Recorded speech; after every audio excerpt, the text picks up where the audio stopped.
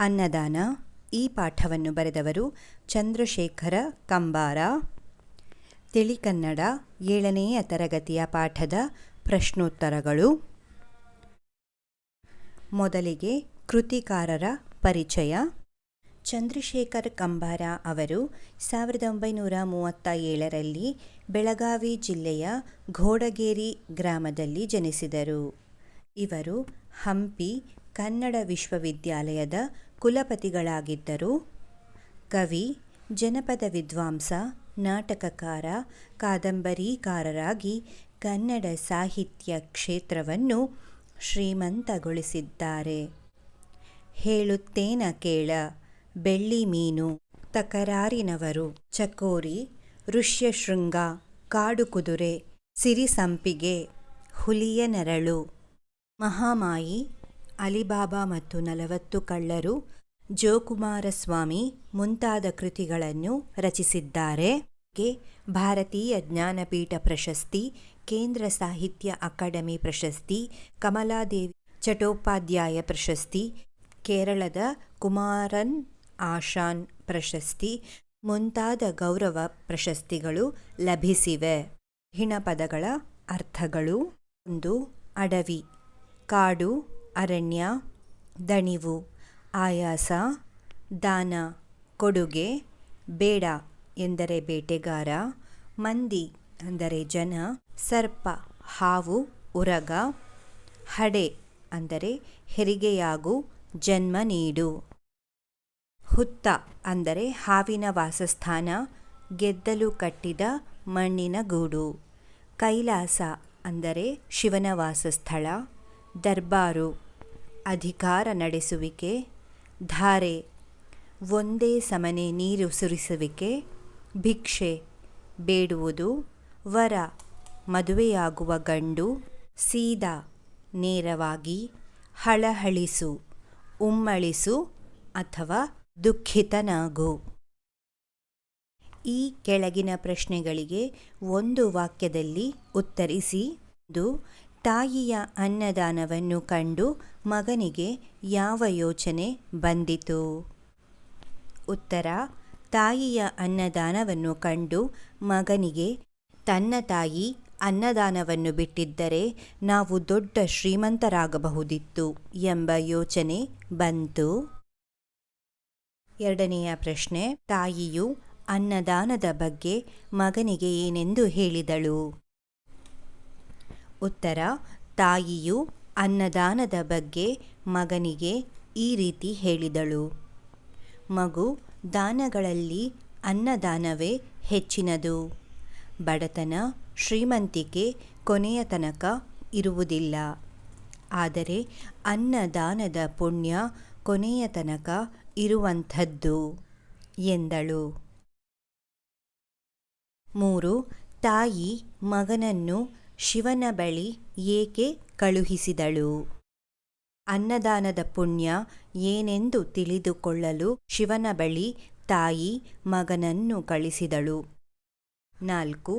ಹುಡುಗನು ನೇಪಾಳ ದೇಶಕ್ಕೆ ಏಕೆ ಹೋದನು? ಹುಡುಗನು ಶಿವನು ಕೊಟ್ಟ ಪ್ರಸಾದವನ್ನು ನೇಪಾಳ ದೇಶದ ರಾಜನ ಹೆಂಡತಿಗೆ ನೀಡಲು ಹೋದನು. 5. ಬೇಡನ ಹೆಂಡತಿ ಹಂದಿಯಾಗಿ ಹುಟ್ಟಿದ್ದು ಏಕೆ?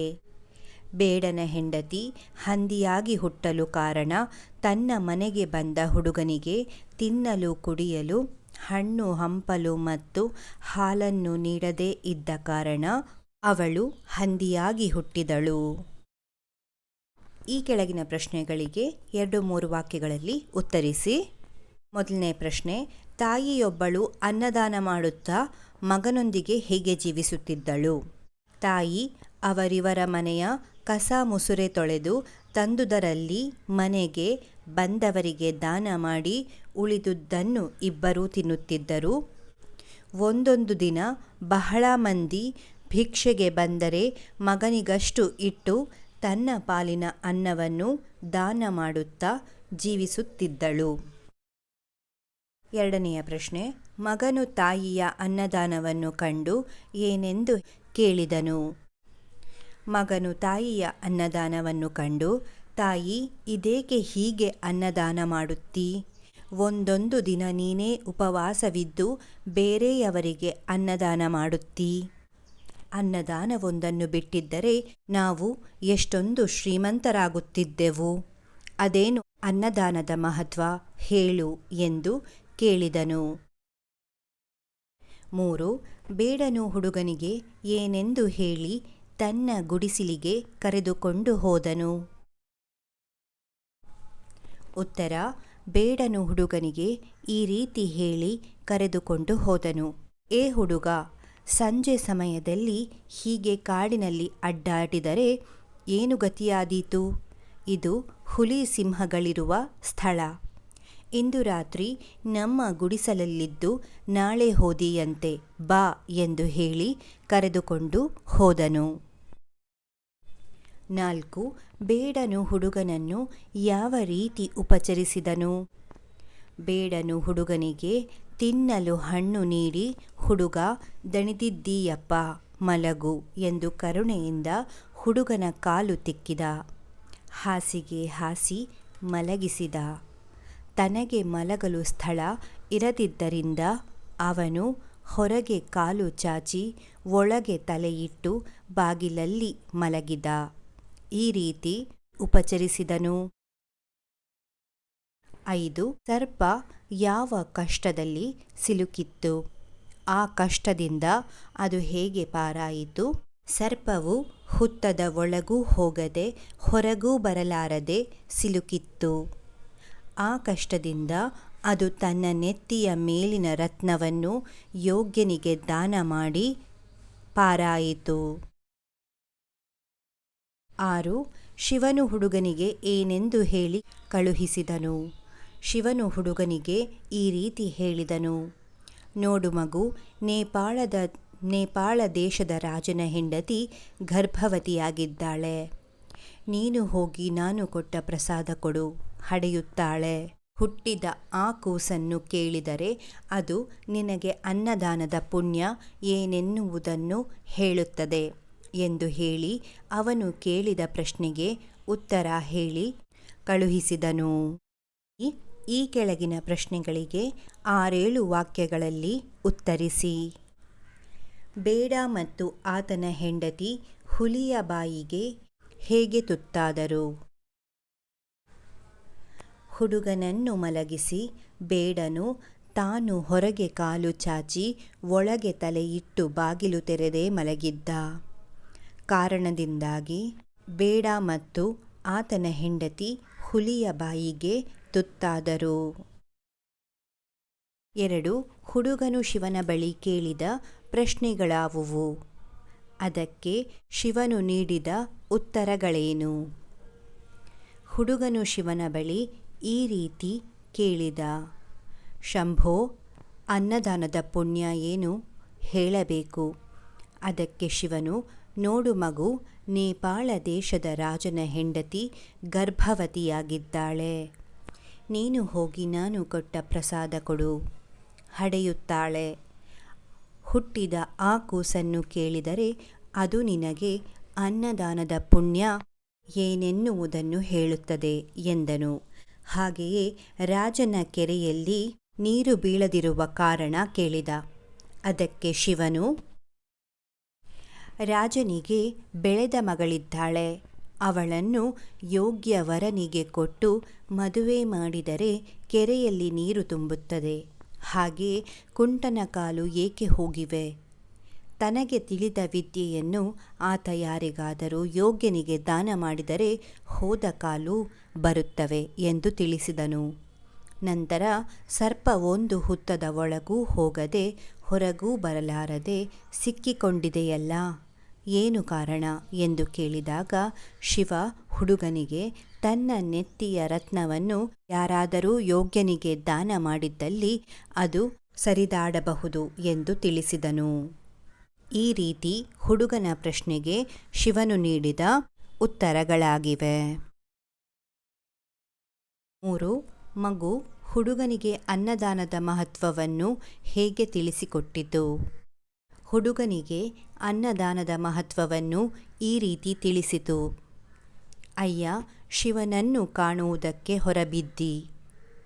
ಅಡವಿಯಲ್ಲಿ ದಾರಿ ತಪ್ಪಿ ಅಲೆದಾಡುತ್ತಿದ್ದೆ. ಆಗ ಒಬ್ಬ ಬೇಡ ಬಂದು ನಿನ್ನನ್ನು ತನ್ನ ಗುಡಿಸಲಿಗೆ ಕರೆದೊಯ್ದು ಹಣ್ಣು ಹಾಲು ಕೊಟ್ಟಿದ್ದು ನೆನಪಿದೆಯೇ? ಆಗ ಹುಡುಗ ಹೌದು ಎಂದನು.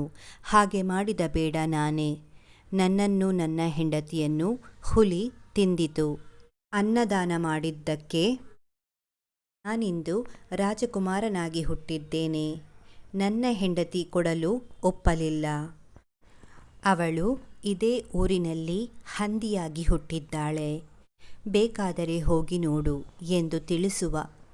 ಎಂದು ತಿಳಿಸುವ ಮೂಲಕ ಅನ್ನದಾನದ ಮಹತ್ವವನ್ನು ತಿಳಿಸಿದನು. ಇಲ್ಲಿರುವ ಮಾತುಗಳನ್ನು ಯಾರು ಯಾರಿಗೆ ಹೇಳಿದರೂ ತಿಳಿಸಿರಿ. 1. ಬಡತನ ಶ್ರೀಮಂತಿಕೆ ಕೊನೆತನಕ ಇರುವುದಿಲ್ಲ. ಉತ್ತರ: ಈ ಮಾತನ್ನು ಹುಡುಗನ ತಾಯಿ ಹುಡುಗನಿಗೆ ಹೇಳಿದಳು.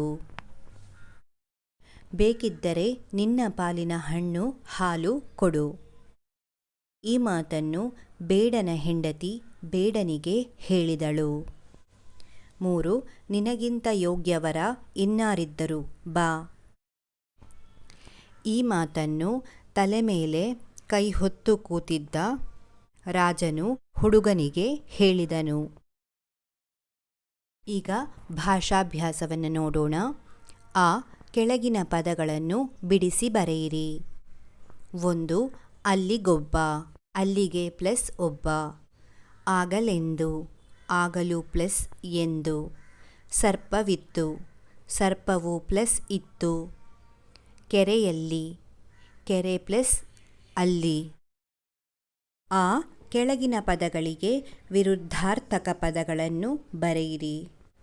1. ಶ್ರೀಮಂತ ಬಡವ, ಬೆಳಕು ಕತ್ತಲೆ, ಕರುಣೆ ನಿಷ್ಕರುಣೆ, ಅನ್ಯಾಯ ನ್ಯಾಯ, ಹೊರಗೆ ಒಳಗೆ, ಯೋಗ್ಯ ಅಯೋಗ್ಯ, ವಿದ್ಯೆ ಅವಿದ್ಯೆ, ಸುಖ ದುಃಖ. ಕೆಳಗಿನ ಪದಗಳನ್ನು ಸ್ವಂತ ವಾಕ್ಯಗಳಲ್ಲಿ ಬಳಸಿ ಬರೆಯಿರಿ. ಮೊದಲನೆಯದು ಅನ್ನದಾನ. ಹಸಿದವರಿಗೆ ಅನ್ನದಾನ ಮಾಡುವುದು ಪುಣ್ಯದ ಕೆಲಸ. 2. ಪುಣ್ಯ. ಹಿರಿಯರಿಗೆ ಸಹಾಯ ಮಾಡಿದರೆ ಪುಣ್ಯ ಸಿಗುತ್ತದೆ. 3. ಪ್ರಸಾದ. ಅಮ್ಮ ದೇವರ ಪ್ರಸಾದವನ್ನು ಮನೆಗೆ ತಂದರು. 4. ಕೈಲಾಸ. ಕೈಲಾಸವು ಶಿವನ ವಾಸಸ್ಥಳವೆಂದು ನಂಬಲಾಗಿದೆ. 5. ದಣಿವು. ವಿಶ್ರಾಂತಿ ಪಡೆದರೆ ದಣಿವು ಕಡಿಮೆಯಾಗುತ್ತದೆ. ಸೂಚನೆಗಳಿಗನುಸಾರ ವಾಕ್ಯಗಳನ್ನು ಪುನಃ ರಚಿಸಿರಿ. 1. ತನಗೆ ತಿಳಿದ ವಿದ್ಯೆಯನ್ನು ಯೋಗ್ಯನಿಗೆ ದಾನ ಮಾಡಿದರೆ ಹೋದ ಕಾಲು ಬರುತ್ತವೆ. ಭೂತಕಾಲದಲ್ಲಿ ಬರಿಬೇಕು. ತನಗೆ ತಿಳಿದ ವಿದ್ಯೆಯನ್ನು ಯೋಗ್ಯನಿಗೆ ದಾನ ಮಾಡಲು ಹೋದ ಕಾಲು ಬಂದವು. ಹುಡುಗನನ್ನು ನೋಡಿ ಬೇಡನಿಗೆ ಕರುಣೆ ಬಂತು. ಬಹುವಚನದಲ್ಲಿ ಬರೆಯಿರಿ. ಉತ್ತರ: ಹುಡುಗರನ್ನು ನೋಡಿ ಬೇಡನಿಗೆ ಕರುಣೆ ಬಂತು ಅಂತ ಹೇಳಿ ಬರಿಬೇಕು. 3ನೇದು, ಖರ್ಚು ಮಾಡಿ ಕೋಟಿ ಒಂದು ಹಣ ಕೆರೆ ಕಟ್ಟಿಸಿದೆ. ವಾಕ್ಯವನ್ನು ಸರಿಪಡಿಸಬೇಕು. ಕೋಟಿ ಹಣ ಖರ್ಚು ಮಾಡಿ ಒಂದು ಕೆರೆ ಕಟ್ಟಿಸಿದೆ. 4ನೇದು, ಹುಡುಗ ಎಲ್ಲಿ ಹೊರಟಿರುವೆ. ಇದಕ್ಕೆ ಸೂಕ್ತ ಲೇಖನ ಚಿಹ್ನೆಗಳನ್ನು ಬಳಸಿ ಬರೆಯಿರಿ.